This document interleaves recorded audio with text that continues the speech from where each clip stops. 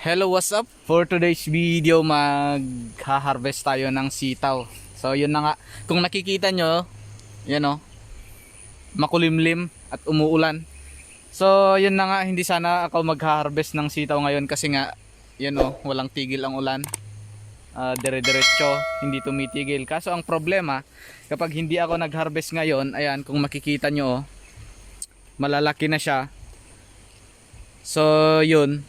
Kapag hindi pa hinarvest to ngayong araw, sigurado mahihinog na to. At kapag nahinog, wala nang bibili. So bale mas mabili kasi kapag yung ganito, hindi pa siya nahinog. Halos ganito ang hinahanap ng mga bumibili. Ayan, so kailangan nating i-harvest ngayon kasi kapag pinalagpas natin to, wala nang bibili diyan. Mahihinog na. So yun na nga, kahit umuulan, yun o, ang lakas ng ulan, pero mag-harvest tayo kasi kailangan. So yun, simulan na natin. Yan, so bali ito yung mga haharvestin natin o.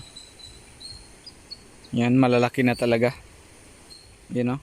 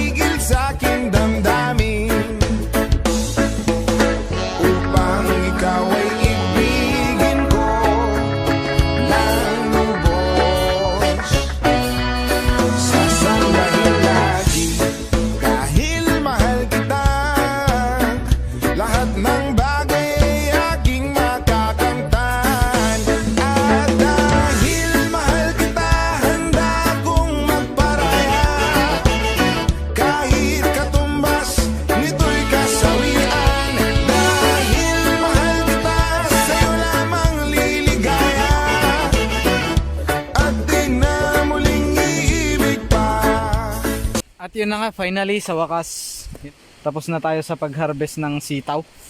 Yan, so grabe, sobrang lakas ng ulan oh. Dire-diretso, hindi siya tumitigil. And by the way, yun na nga, tapos na tayo sa pag-harvest. At ito na nga yung mga na-harvest natin. Ayun oh. So bale, isasako pa yan para mas isasako pa natin yan para mas madaling buhatin.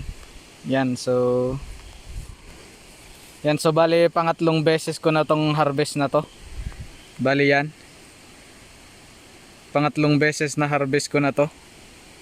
Yan, so bibilangin natin hanggang tumigil sa pagbunga itong sitaw natin. Yan, so pangatlong beses na nating mag harvest.